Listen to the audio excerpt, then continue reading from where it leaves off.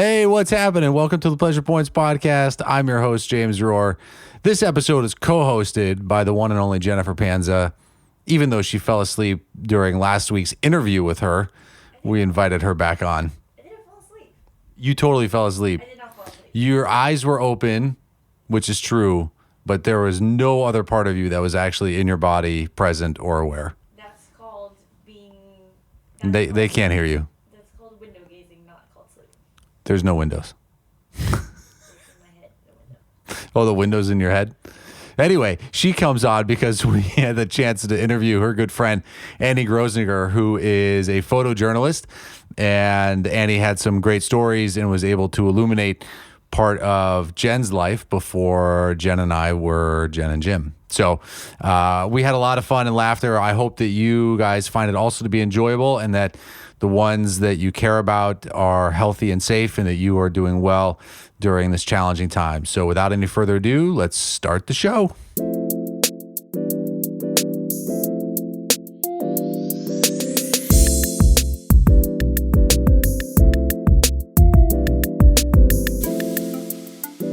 All right, so we're live. I'm here with Annie, and Jen is here. She just had to grab her peppermint so that she doesn't fall asleep like she did the last time she was on the podcast. How you feeling, Jen?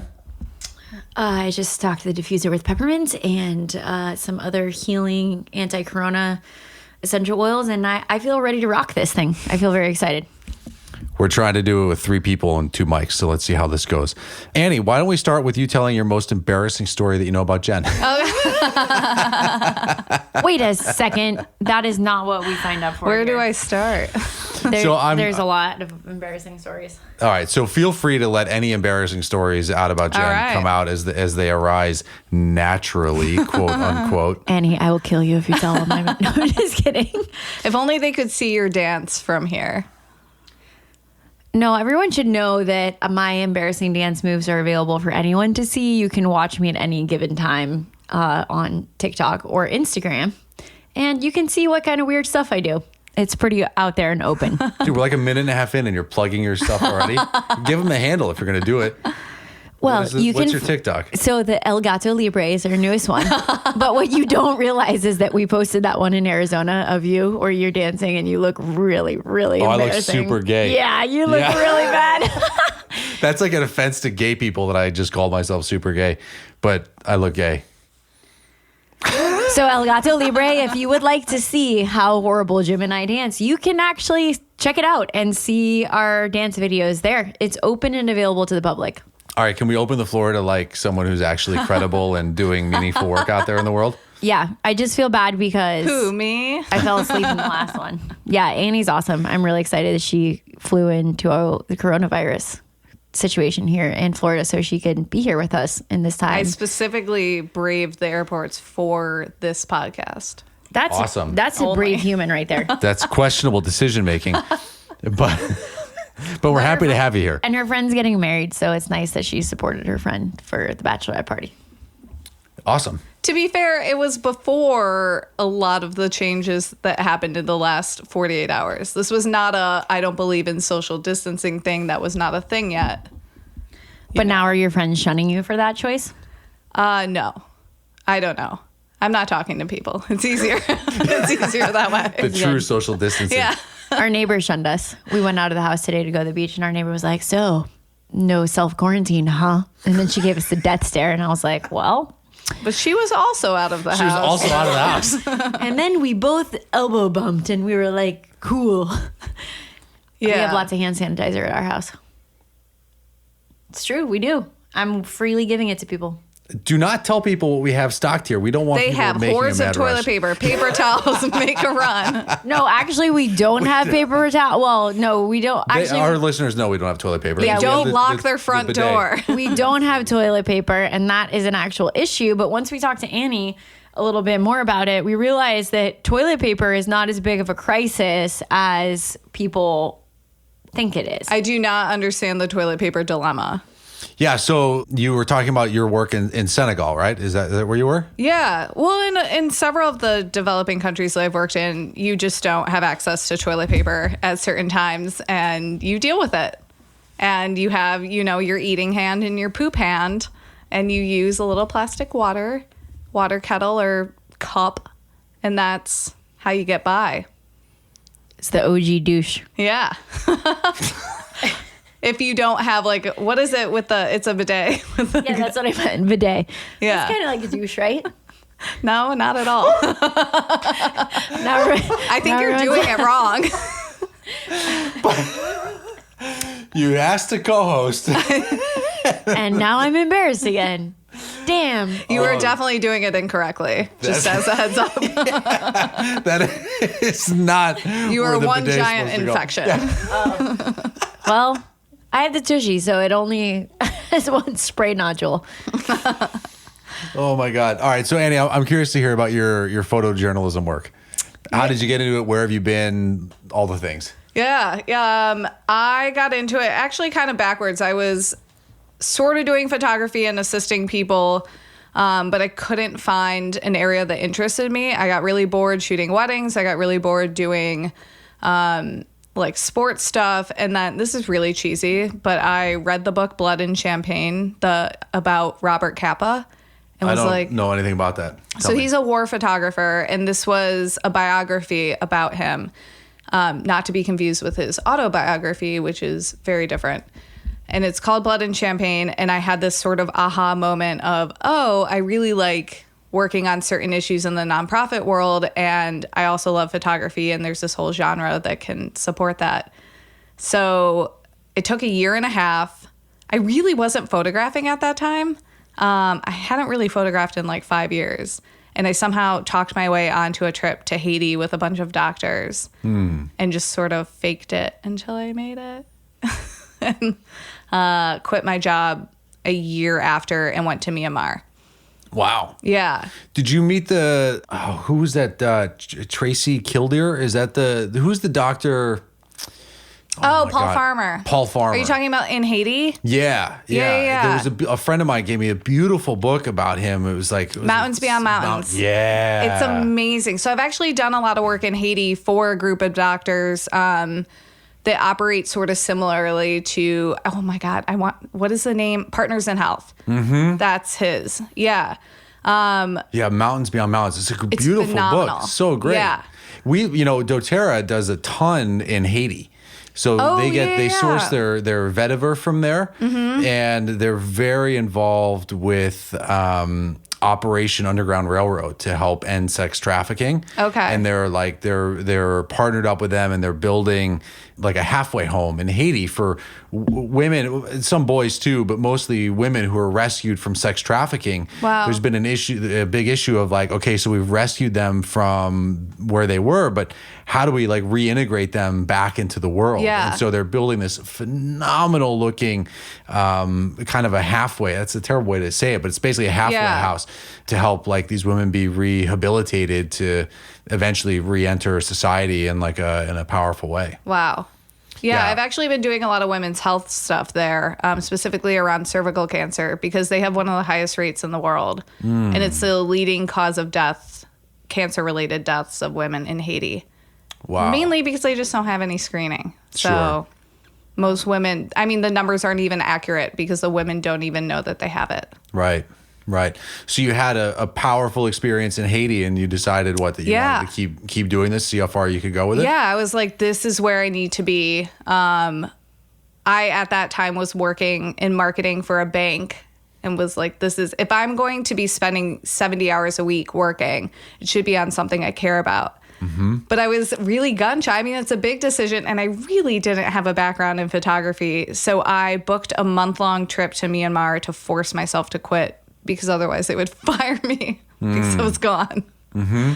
And that was 4.5 years ago. Wow. Yeah. I remember when I was, I'm just going to take your story and tell a story on top of it. But I remember when I was in college and I was studying archaeology, and I was working in a dig in Sicily. And I remember I was just like sitting there cleaning pottery with a toothbrush. And I was just like, this can't be my contribution to the world. Is like, there surely has to be more that I can like do and give back and like offer to society than just sitting here cleaning this ancient pottery with a toothbrush that we may never really like make whole again. Yeah. And that's what I thought of when you were talking about working for a bank. Yeah. Well, and ironically, Annie and I know each other because we used to work at a bar in Vail together before we are the people that we are now. And Yeah. so we had that shared vision when we used to wait tables together. It was like, we don't know what we're doing right now, but we're going to figure it out and we're going to do something awesome. Well, and I think we both were starting to feel a little claustrophobic in Vail. Yeah, for sure. I mean, it's beautiful and amazing, but it's a very small group of people talking about the same things over and over. And I was getting very like, we gotta get out of here. It's a bubble and you can't really it's difficult to expand into more worldly things when you're in such an isolated place that only revolves around skiing and drinking, basically. Yeah. I also didn't know how to ski really. So that was a problem. You did pretty well. How did you end up in Vail? I wanted to do something. I had done an internship in New York the summer before my senior year and hated it. And was like, okay, I'm not doing that. Then the housing bubble burst. So this was 2008. All my friends were losing their jobs. Their job offers. I didn't know what I wanted to do. I wanted to leave the country, but a couple of my friends were going to Vail. And I was like, cool, I don't know how to snowboard. This will be interesting. I'll figure it out. And Do you guys have like PTSD every time you hear Don't Stop Believing by Journey? Kind of, yeah. Actually, I do. No, it's not that one. What's the other one? It was, it was Journey for sure. Was it? I mean, Journey was like playing loud and proud every time we were working. Wasn't there a Red Hot Chili Pepper song that he would do? Oh, yeah. Yes, he did do Red Hot Chili Peppers, and he would also do a lot of... Wasn't it? He would do like Margaritaville and all those cheesy songs. Whoa. This is my podcast. We can't talk shit about Jimmy Buffett on here. Well, I mean, we live in Jimmy Buffettville now. Yeah, But it's partly why I'm here. yeah, but you know, I'm a pirate who looks at 40 right now. you do love Jimmy Buffett. Yeah. So let's move on to non-controversial topics. Well, back onto controversial topics. What's crazy is our life at the Red Lion would have been totally different in this Me Too era. Like the things that we had to put. I mean, I shouldn't have said their name. It's okay. Yeah, some of the things that we were subjected to, we would have had a lot more power to fight back on. That's true. Yeah, things would get weird there. There was definitely... we were allowed to drink with our clients. It was encouraged. No, we were supposed to. And there was this old man who had a ton of money that would come up with these women, these like 40-something women. We called them cougars. Right. They called themselves that. And they were actually great. They would take money out of guys' pockets and stuff it in our aprons. Yeah, it was awesome like, when they did that. These girls deserve like hundreds. Like $100 bills. Yeah, they'd be like, you don't need this money. These girls work hard. I love them. But the old man, you were expected. He would try to kiss you, and you were expected to let him do whatever he wanted. And I didn't, but there were some people... At the Red Lion? Yeah. No one 'cause ever he tried to spent kiss me. so much money. Well, you also freaked out one time and were like, I don't like how I'm treated. You stormed off in the middle of the shift. That's true. I did leave. And quit. Well, I didn't quit because they needed me. Well, I had you came back, I had but an you were like, apron "I'm full of like gone." 20 credit cards. Yeah. And I mean, it would get so packed there that we would have a bouncer have to guard us with our tray of drinks and move the crowd for us. It was just a really weird environment that would not fly right now, I don't think. That's true. I also I wasn't a very good waitress, so I would just drop those trays on people on accident. Uh-huh. No, but actually I did one time drop a whole tray. I dropped think that a whole tray of waters on someone. Oh, once. that's good. Water's better. I dropped like 20-ounce beers. Ooh. Bryce's face, that was our bouncer. He just looked at me like, I'm going to kill you. And I was like, I don't know. Someone pushed me. I'm a small little girl, and this is a crowded bar, and I should not be carrying this many drinks to a table who is not going to tip me. Just kidding. It was super shady. It was a very weird environment. It was strange. The I would owner never do it was again. cheating on his wife in front of us, and we were supposed to help block in case the wife came in. It was very odd. I think Annie was on like an inner circle that I was not involved in. I think you were right next to me and just blacking this out. It could be. I could have just ignored it. We established that Jen doesn't hear very well. What? She has very selective hearing. Thank goodness we made it out of those times and those days. And, I think in the economic crisis of 2008, it was desperate times called for desperate measures. Like, people were in a different state of mind. It was fine. It was fun. But survived. I'm glad we're gone. Yeah, I'm glad that phase is over. So what happened when you went to Myanmar for a month? What was that experience like? So that was a crash course. And I went there and I was like, I am now a photojournalist. I have quit my job. This is now my job. And then I very quickly realized I had no idea what I was doing. And when I had been photographing before, I had been with doctors who I had like a supported story and I had resources. And I had a friend living in Myanmar, so it wasn't like I was totally alone. But I remember ending up in this town. They didn't speak any English, of course. Why would they? And the bus had dropped me off at like 2 a.m. and I couldn't find my hotel. And then my hotel wasn't open. Obviously it was 2 a.m. and I was like, I'm going to end up sleeping with these stray dogs that have been following me. And I just broke down and called my friend in the States and was like, what have I done? I quit my job. I am now like, I'm going to be homeless on the streets of Myanmar. I can't find my hotel, or it's not open, and these stray dogs are following me, and this is terrible, and I don't know how to photograph. And she basically was like, you can book a flight home or you can suck it up. You can, I think she literally said, you can eat, pray, love this shit. And just, she was like, you can ride this out and I guarantee you will get something out of pushing through this. And I was like, okay, I guess. And I did. And I ended up loving it so much that I went back 2 more times for a total of 5 months. And that's really where I kind of, and I had to also learn to forgive myself for not being the photojournalist that I thought I would be, like stupidly right off the bat, like, oh, I'm just going to quit and decide that this is my career and I'm going to be good at it, and really accept the fact that I had to learn and put my time in and just produce a lot of shitty work. A lot of it. But yeah, it was great. And now I have like a special place in my heart for Myanmar. Well, can you explain that? Because some of the viewers may not understand, because Myanmar and Burma, right? Can you explain They're the same. The difference? Yeah, okay. And what's happening there? Because maybe some people don't know exactly what's going on. And by some people, we mean us. No, I actually know, because Annie's talked to me about it in length. And when she first said she went to Myanmar, I was like, you mean Burma? Yeah. And hence the segue into the conversation. But it's funny because it's still like Burmese food, Burmese people, the language is Burmese, but we now recognize that. Actually, I don't even know what the U.S., I think they have it like Myanmar in parentheses, Burma. They changed the name in their dictatorship in this is so bad. I'm really bad with dates. 1966?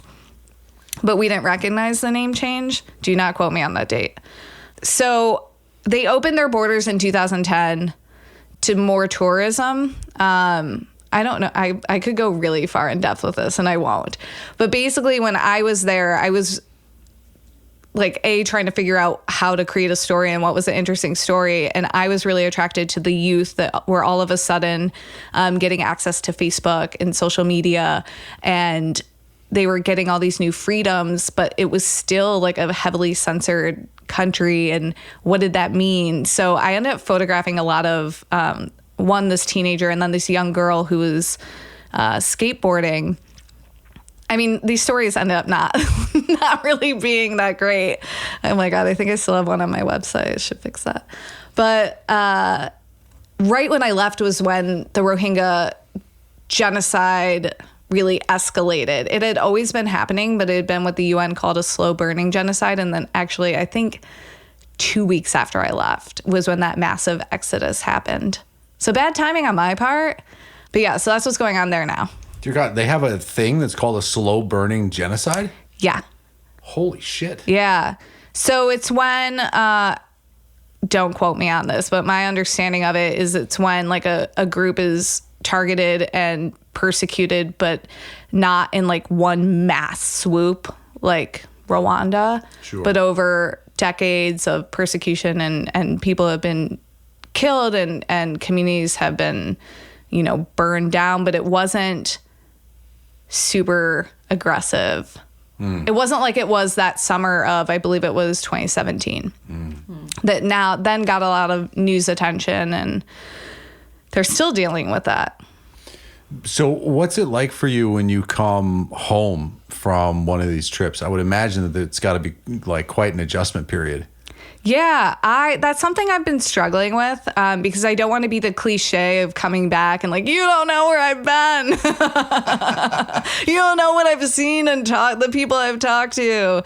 At the same time, you have like your camera and you're like, look at where I've been. I'm really just, I suck the first week. Like, people should not be around me. I'm not as empathetic with my friends, and, they want to talk to me about the things going on in their life. And for like a week, I'm like, I really just don't care. And I do care, and that's something I've been really working on, is I have a hard time transitioning, but I understand that that's incredibly like cliche and stupid. Yeah, it's a little tricky. And especially because photojournalism is just a rough industry. I've been bartending, and that can be really, really hard to go from. I've been working on this long-term project in Guatemala, and I'll come back and I'll pick up a shift and I'll be getting screamed at for water. And I'm like, or like when you hear people complain about stuff that just seems so sort of mundane or like a nice problem to have. Yeah, but it's also like I quickly fall back into that too. I fall back into like, oh, this train's late. How dare they? And I don't want everyone's problems, like, they're valid. It's just a tough adjustment period. Yeah. I'm not sure I'm going to go that far. Yeah, I don't know. It's something I struggle. It's something I struggle with. But I definitely don't want to be the person who's like, it could be. My dad has this saying since I was a kid.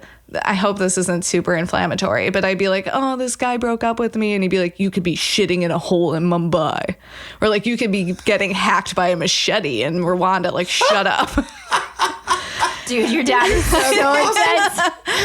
Meanwhile, right now, he's like scuba diving in the ocean. Yeah. Like, he's awesome. He's self-isolating underwater. Subway poles or something? Yeah. He's like, just very... oh, what? Coronavirus? I'm going to lick a subway pole, and also I'm scuba diving. I mean, if you know the show House, his old employees used to call him that. That like gives you a window into his personality. So he would always say that to me, and I never wanted to be that person because, that's to be like, eat your food because there's people starving in Africa. Like I don't want to be that person at all. But I definitely have an adjustment period where I think it's like, I don't know how to describe it except for kind of like vertigo, where I just get like very upset with what I've seen and what I've heard. And the level of unfairness is what will sit on me for so long. Just like the horribleness of what people have to go through. And I'm interviewing these people and they're telling me these stories and I'm like, I can't, that is the most awful thing I've ever heard. And it's so pervasive. And then to come back and those stories will really sit with me. Is there one that comes to mind now that you could share with us about like an injustice that just really struck you? Yeah. Oh, I have to not get emotional. I had to start writing them down actually, because it was helping me not think about them so much. There was one woman, I was interviewing a woman who, I'm going to do a bad job of telling the story because she told it to me in Spanish. So like the way my mind processed it and imagined it, like then translating it back out is kind of tricky. But she survived the war in Guatemala and her mom was shot, and her baby brother was shot. The mom was running out with a baby brother and the military shot them and killed her father and killed two of her brothers. And then her mother, as a result of all that trauma, became an alcoholic and became physically abusive to the daughter. Then they both ended up in abusive relationships. And there's just a lot of trauma that comes after. Obviously, like all these people were traumatized, and then that violence sort of carries. They call it the energy of violence. Like they refer to it as the energy of violence, just like flows along. And she was just telling me this story about, and is sitting there crying, losing her father, losing her brothers, having her mom become an alcoholic, having all this trauma. They lost their land, their Mayan, so land is very important. They lost their land, they lost their home, they lost their community. They were in abusive relationships after that.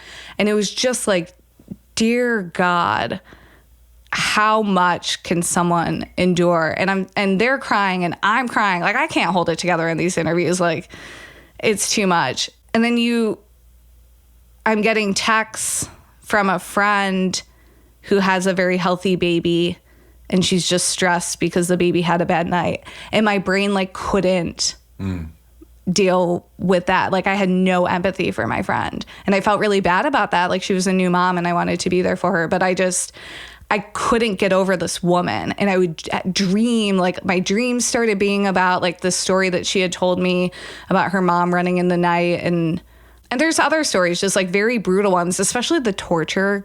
The Guatemalan War was really big on torture. And those stories are just really brutal to stomach. And I don't want to like throw them onto the podcast. What was the war about? I don't know the history. It depends who you ask. It's actually a very polarizing event in Guatemala. And actually, that's part of it, too. So it was ostensibly between the military and guerrillas, but the UN has classified it as a genocide because hordes, over 200,000 civilians were massacred.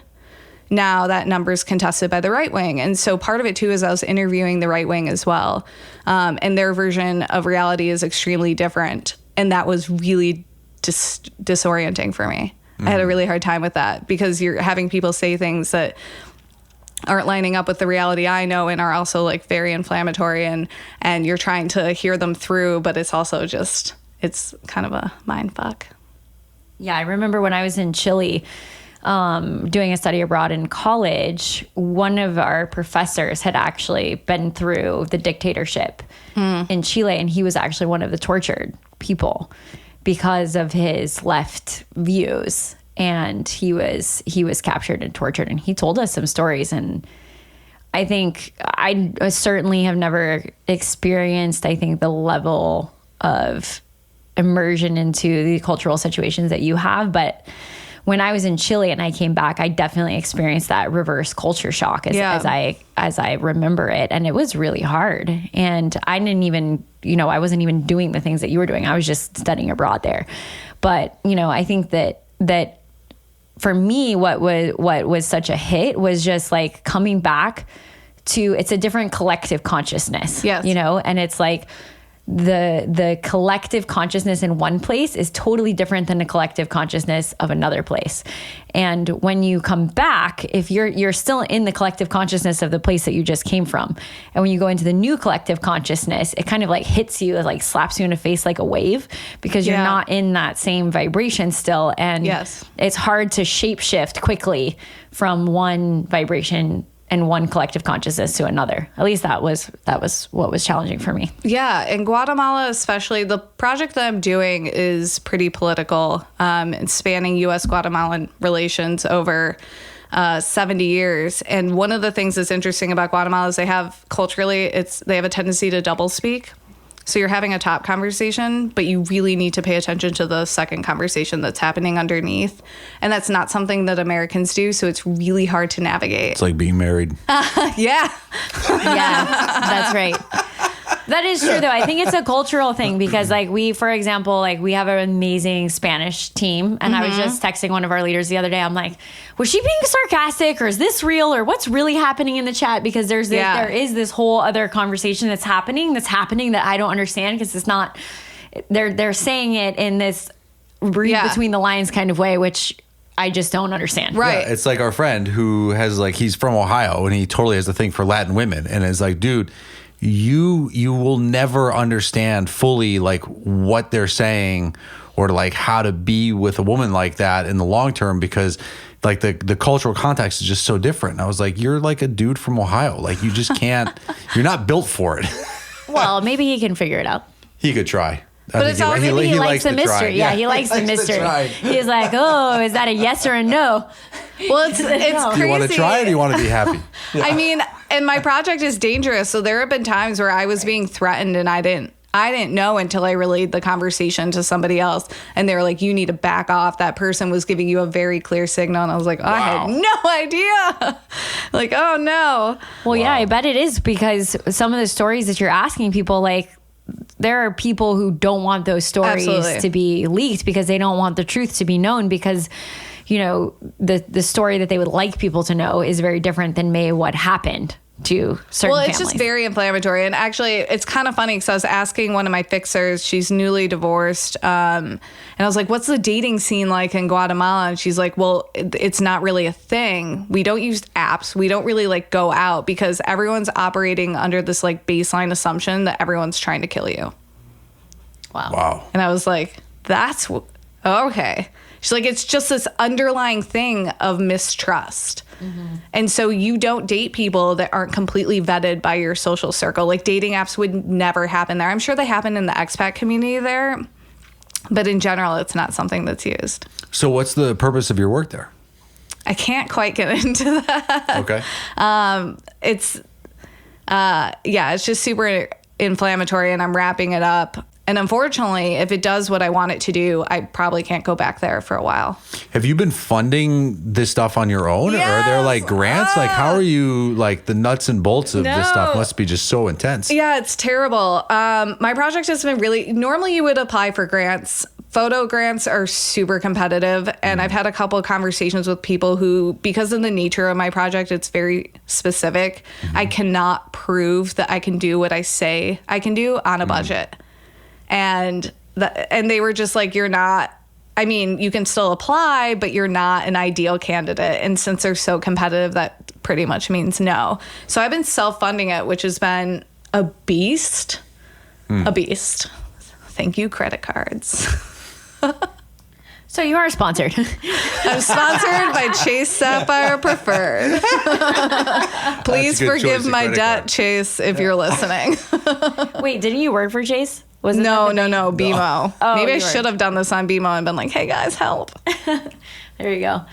Well, we're super excited to see what happens for you next in your journey and the different stories. You know, definitely you'll have to keep us posted when all of this comes to air and how we can support spread the message. And Yeah, if it comes out. So what's if you could kind of like wave the magic wand, what would be the impact that you would want your work to have for people? Is it like shining a light on injustice? Is it women's rights? Is it, you know, be kind to everybody? Like, is there kind of like a elevator speech takeaway from your work? Oh God, that's so hard. I should have that better wrapped up. But essentially, I'm really interested in the long-term effects of policy. And I don't think we're very good at looking at how our history informs our present. And we have like a very connected history to Guatemala, which in Guatemala, everyone there is super aware of it. They don't even feel like a sovereign country. That's what a lot of people say. And I think here we really don't understand our impact there. And what we understand are these like isolated events, like the 1954 coup that was orchestrated by our CIA, and then the war in the 80s, which our government was funding. And I'm essentially connecting all those events and how our relationship has really shaped the country in that time period, starting with the 1954 coup. Awesome. Are you getting into are you touching on like the war on drugs at all and like how that was the big moneymaker for the CIA? No. That's a separate conversation. Yeah. I've fallen down so many rabbit holes, and I'm actually working with a mentor. He's this war photographer, and he's kind of keeping me in line because I have a tendency to be like, and then you can connect it to this, let's go down this. And he's like, get back on track, or you'll never finish, and you don't have enough money. So your credit limit isn't high enough. What's happening here? So he's been really helpful. So ideally, I mean, to say that I would illuminate something that people don't know, I would never assume that. But you're essentially trying to add to the greater database of information, and giving a perspective that's not normally thought about, and hopefully allowing people. I really want people to see why our relationship is the way it is now with Guatemala and where it comes from. And it really comes from the 50s. Interesting. I mean, it comes from a lot of things, but I'm focusing on that. Yeah, very cool.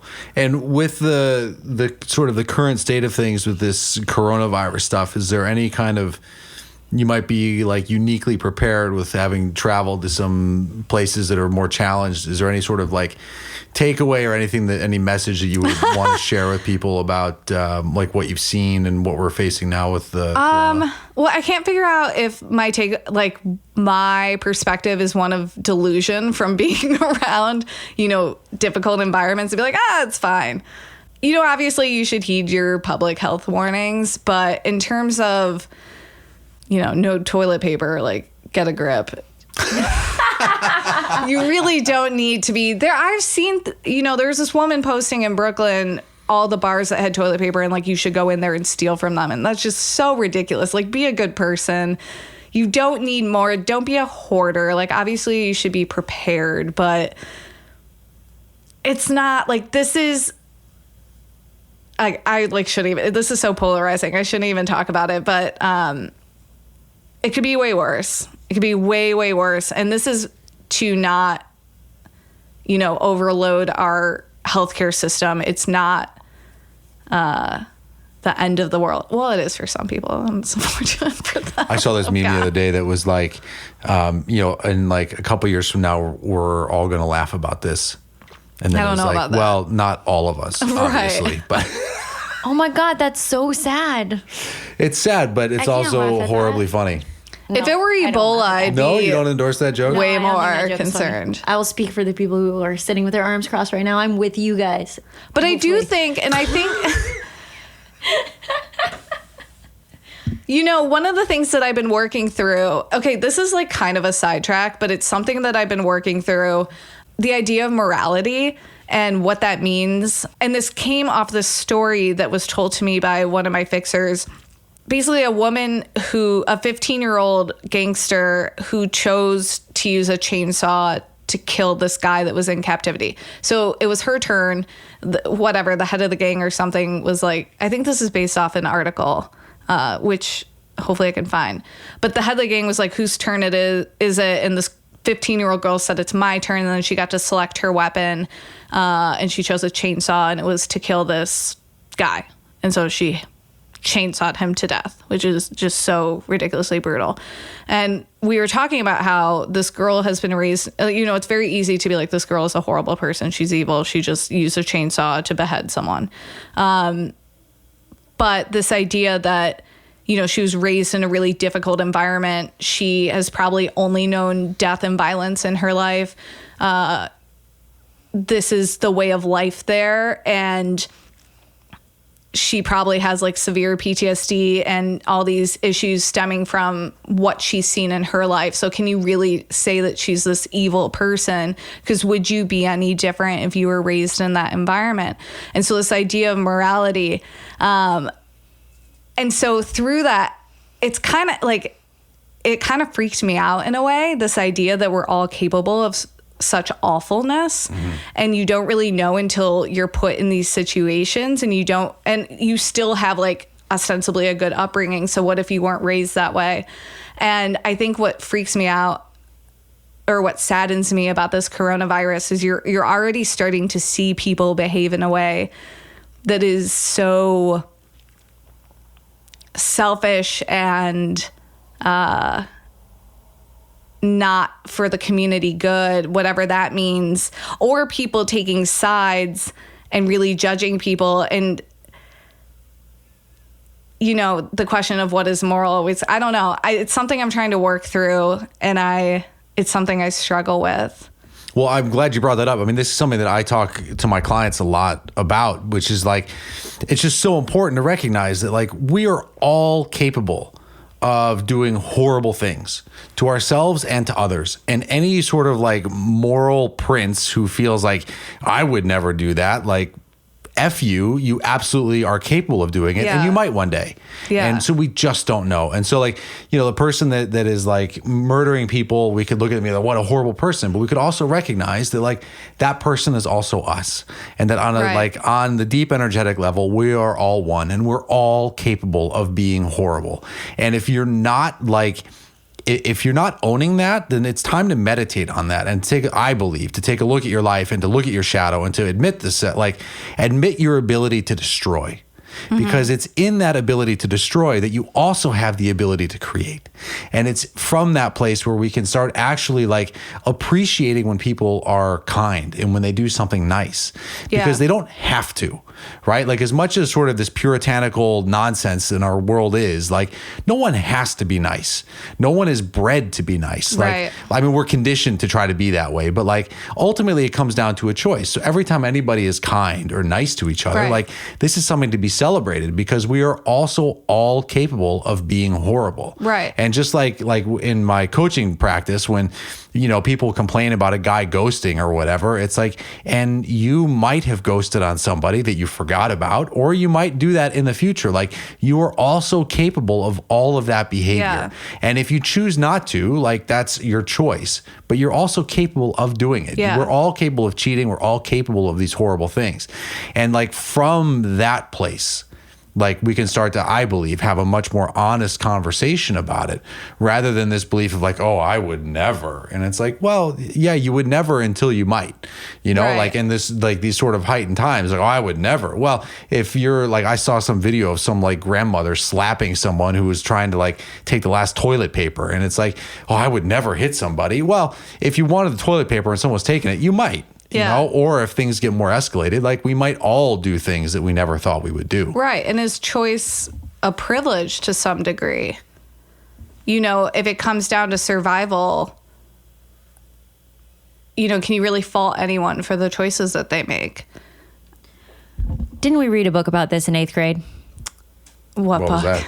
What, you know, the book where everybody's stranded on an island and then it's Are like, you talking about Lord of the Flies? Yeah, Lord of the Flies. That's what happened. Yeah. Lord of the Flies. I remember was a deeply traumatic. It was I a threw traumatic up watching book. that movie. No, I remember when I read it in 8th grade and I was like, oh my God, like, humans are horrible. Like, we can, like, all sorts of things. We're capable of all sorts of things. And it's like, in Lord of the Flies, everything is all good and gravy and everything's fine. And then all of a sudden, you know, politics happen, people start coercing things into doing things, and it just becomes this whole other world that no one ever expected to have happen. And, you know, I think that in these heightened times, or like in a dictatorship, or when rights are taken away, or people feel like they have no choice during World War II and the Holocaust, it's like people turn into people that they never, ever thought that they would be in their right mind. It becomes they're terrified. Cyclical. Like, you look at Kashmir and, you know, the generations of conflict and how that affects the culture. And I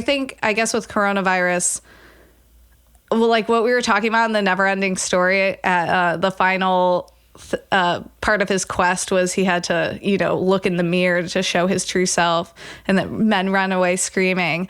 I think we're still at a point where people have the privilege of choice to be good people and to be conscious of others and be nice where they can. I think I'm like a little afraid at what we might see, only in that I don't want to be disappointed in people. And I think, and that's also like kind of a dick thing to say, but yeah, it's a struggle.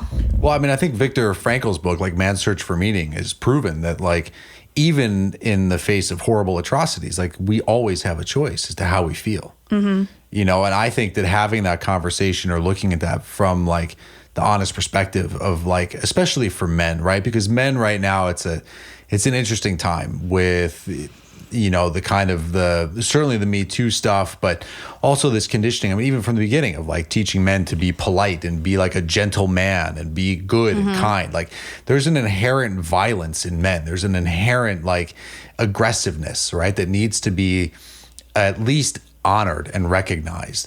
And, you know, I think everybody has that in them. And so at least starting that conversation of like, what choice are you making from the place of total power, of recognizing that, like, you can shine a light here or you can shine a light there, and it's going to create shadows one way or the other. But to recognize that, like, we're capable of all of it. And then you get to make a choice. So that, again, it's like, ultimately for me, what it does is hopefully leads to like more appreciation for when somebody is kind. Right. Because they didn't have to be. Right. Right. And like, somebody could be bitter, they could be angry, they could be frustrated, they could be annoyed, they could be in a state of fear, or they could choose to like bring a good mood. Yeah. And that's up to each of us. Yeah. I think the most remarkable experience I've had with that was when we heard Immaculée speak, who was one of the survivors of the Rwandan genocide. I'm sure many people have heard her speeches and watched her videos, and I have read her book. But for me, when I heard her and listened to her story, I put myself in her situation and thinking about if someone had murdered my family right in front of me, to be able to actually look those people in the eye years later and forgive them with total love and compassion and like clarity. Wow. Like that choice to forgive above all else, and accept the human nature of whatever had happened. The fact that she made that choice of kindness is like, I mean, that's why she's world famous. And, because there's not many people who can really, truly, I mean, hopefully more of us can adopt that type of kindness and forgiveness in our hearts. But, I think that for me, listening to her and remembering her story, even now, is like, wow, it's incredible when people can have that kind of open heart. Yeah. And I think, obviously coronavirus is not the Rwandan genocide by any stretch of the imagination, not. But I do think it's an opportunity to sort of practice forgiveness and empathy with the choices that people make, because we're already seeing a lot of shaming for what people are doing. And it's not, as much as you want it to be black and white, these situations will never be black and white. And to think that it is really like harmful. And it's also harmful to yourself, because you're just going to, hate a lot of people around you. Right. Unless you're in the woods by yourself in your RV. With your gun? With your gun, which is where I'll be. All right. So are you going to spill the beans on Jenny's most embarrassing stories from before I was involved? Oh. Jen just gave her the, I'm going to, bring you out of the backwoods with my gun. But she's not a super, you're like a klutzy person, but you're not true. an embarrassing. Now we're talking. Yeah. I do spill things a lot. You're not when an the waitress embarrassing person. When the syrup got spilled today and it wasn't me, I was like, awesome. I was like, normally it's me spilling the syrup at the restaurant, and for once it wasn't me. I think what's just funny about you is you have no idea the amount of positive energy that you draw towards you from people, and that this is not the kind of story I was looking for. Keep going. Continue, Annie. I will take over as host from here on out. Jim has been quarantined. I think it's just crazy. She doesn't ever think that people are, pursuing her, or that they're just drawn to her because it's her. She's like, this is just life. And there have been so many times where I've been the third wheel on these poor guys. They definitely think they're going on a date with her. And I'm in town, and Jenny's like, oh no, totally. They definitely don't think this is a date, and you're totally okay to come. They're just paying for everything. And I was told to meet them here. I'm like, they definitely think this is a date, Jenny. I can't just show up. She's like, no, it's fine. And I show up, and these guys are like, what the fuck? I don't know what you're talking about. And you can see their face fall. And they're like, not only do I have to pay for this pasty northerner now, but I also thought I was going on a date with this woman, and she does not care at all. She's talking to her friend. She's like, thank you for the food. This is fantastic. You're wonderful. We're all friends here. Yeah, I didn't know about that. Thank you for letting me know. Can you imagine if those happened while she was also selling essential oils? Oh my God. It still happened when she was doing her yoga thing, and she'd be like, I'm going to sell them on yoga. I'm like, Jenny, they're definitely trying to sleep with you. This is not at all what's going on. Well, now that we've rehashed that, so we were actually just telling this story before the podcast started, because I went to visit Annie in Chicago, and her friend happened to have some tickets to the Bulls game, and I'd never been before. So we went and we got some paraphernalia. I was wearing a Bulls hat. We were dressed to go to sports games, so we weren't real fancy or anything. But after the game, we ended up going out, and I had some friends who were from Miami that were in in town in Chicago because that's where they're from. And so somehow this could be a situation where I was being invited to something. I'm going to take over this. just don't say his name. I don't want his lawyers making me take the episode. I'm going to take over this. So we get invited to this club. It's a really exclusive club in the bottom of some restaurant. There's like 6 bottle service tables. I have no idea because this is my normal life in Miami. I just get invited to weird places all the time. Right. But Jenny and I show up in jeans and Bulls t-shirts. And we're like, hey, allow us into this club. And everyone else is in like slinky club gear and high heels. And which somehow is how I've always ended up in clubs. I've always been invited when I'm in jeans and a t-shirt. So that's because we don't go to places like that unless it's a weird situation. And the guys have to be like to the bouncers, please let these girls in. I know they're disgusting. That's like I call it like a Cubs day game situation where like the people who've been out at Cubs day games look very different at 8 p.m. than people who just like live their lives during the day and then got ready to go out. Exactly. Well, and how Annie and I know each other from the context of Vail, right? We were experienced at like going out during the daytime, doing an athletic activity like skiing or snowboarding. And then you would go out to opera and you'd have some food, maybe have a beer or something. And so, we were accustomed to that kind of camaraderie, that type of environment together, going out to an athletic game and then going out seemed kind of reasonable at the time. I just think this is how our night unfolded. You're very much a yes person, and they were like, oh, we have this, you come to this exclusive club. And we're like, sure. And we get in there, and at the table right next to us is one of the Bulls players. So at one of the tables next to us is a Bulls player. And right away, like he looks over and Jenny flashes him her Bulls hat and is like, what up?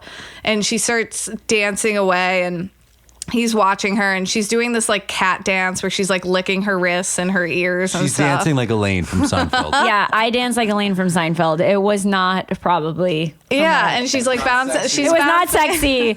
And when she was saying flash my hat, it was probably like, I don't even know what kind of dance. I think move I did, you but gave it was him probably like a total bro head nod. You were like, what up? Yeah, for sure. I'm like, word, what up? You're tall. You must play basketball. Yeah. And she's just going off the walls. And I'm like acutely aware of the fact that we are just so inappropriately dressed and just acting like total weirdos.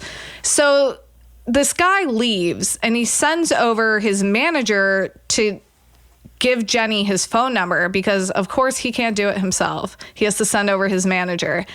And Jenny's like, yes. And I'm thinking like, oh, maybe she wants to hook up with this Bulls player. She's like, yes, I can sell him a yoga package. And I'm like, it's like 3 a.m. And I'm like, Jenny, he doesn't want a yoga package. He wants one thing. I thought for sure he recognized me from my yoga journal cover, and he wanted to be, a stretching. I have other professional basketball player clients. I was like, surely he knows me from that, and he wants some sort of yoga package. And she's like, no, I got this. She runs down the hall. There's a private entrance and he gets into his car, and she's running up to the car, and she's like, do you want this yoga? And he kind of looks at her, and he doesn't even say anything. They just drive away. And then later she texts him and is like, hey, I'm a yoga teacher. Do you want some yoga? And I'm like, Jenny, this is not at all what was going on. This guy at 3 a.m. was like, give this hot girl my digits. I want to, meet her. And she's like, you should do some more downward dog. And here's how. So I saw it. I was at the club with my friend having a great time, and this professional basketball player was like, hey, I'd love to do yoga with you. I love your hustle, baby. It's all business over here. Yeah, I like that. But I could just feel his disappointment where she's like, I can sell you this product. And he was like, that's not what I was hoping for. Yeah, I was like, I could see my name in the headlines, like, awesome yoga teacher from Miami goes to Chicago and now teaches the Chicago Bulls. That's what I saw in my mind. Yeah, I'm guessing he saw something very different in his mind. I think so. That's why it didn't work out between us. Even if he did recognize you from the yoga journal cover, he was picturing something very different. Well, it wasn't meant to be. But I just love this because I would constantly, when I came down here, have to be like, Jenny, seriously, do these guys know I'm showing up to this dinner with you? And she's like, yeah. No, they never knew. What's funny is that I found myself in the same situation where she's like, hey, we got invited to this dinner and it's going to be great. There's going to be these amazing people here. No. And I'm like, do they know that I'm coming? Like, well, one, was I specifically invited? And do they know that I'm coming? Yeah, like it's gonna be totally fine. It's totally fine. Like, you're great. I think you're great. Like, everybody's gonna love you. And I said, Jen, that's not what I'm asking. Like, did I get specifically invited and didn't know I'm coming? You're just asking all the wrong questions right now. Just get in the car. Let's go. And then I walk in and it's the same. I know that face that you described because I've seen it many, many times. You have? Yeah. Really? Yes. When? Every time that you've introduced me to a guy. Really? I don't feel like I have really any guys that I know. Oh my God. Not anymore because you stopped getting invited to shit once they met me. That's true. Now you're my husband. I get invited to less. To not so we many. get invited to like goddess gatherings. Well, you're not invited to those. I get invited to a lot of goddess gatherings these days. Those are good. You should. I used to joke with my other friends that you had. I've never told you this. Oops. That you. Now we're talking. Yeah, I used to joke with my other friends that I think you have heroin in your pheromones. Like there's something that's just very. Oh my God. Very addicting to people. I've never met anyone, and I have like a lot of very beautiful friends, and I've never met anyone. She'll be single for 5 minutes, and people are like through Facebook, like, "Hey, I heard through a pigeon that you're single, and I know it's been 4 minutes and 59 seconds, but do you want to go out?" And I'm like, Jenny, how do I know? She's like, I don't know. I just finished the conversation breaking up. It's unclear how the entire world knows this. Have you seen the show called True Blood? Yes. So no, that's what I think. I think she has like fairy blood in her. It's for sure. like crack. 1,000%. When I don't get it. It's mind blowing. When I first started hanging out with her, I was like, oh, I'm dating Sookie Stackhouse. Yeah. And I was like, that was the way I understood like the way men reacted to her and like all of the things. I was like, oh my God, you don't even watch TV. She has no idea the reference, but it's perfect. Yes. I was like, oh, you're the fairy. I have stunning other friends, and it's never, this is like some sick science stuff where you should be studied. I don't get it. Well, I talked to my astrology friends the other day, and I have Gemini rising, which apparently makes people like me and also makes me scattered, which is why I open the freezer and then start doing the dishes at the same time. Yeah. I think people like that. Fairy blood. No, you would have to see people in a room. It really is like a fascinating study of like how energy transfers in a room. It's wild. Awesome. Yeah. All right, let's wrap this up. Let's wrap this up before it gets even more off the rails.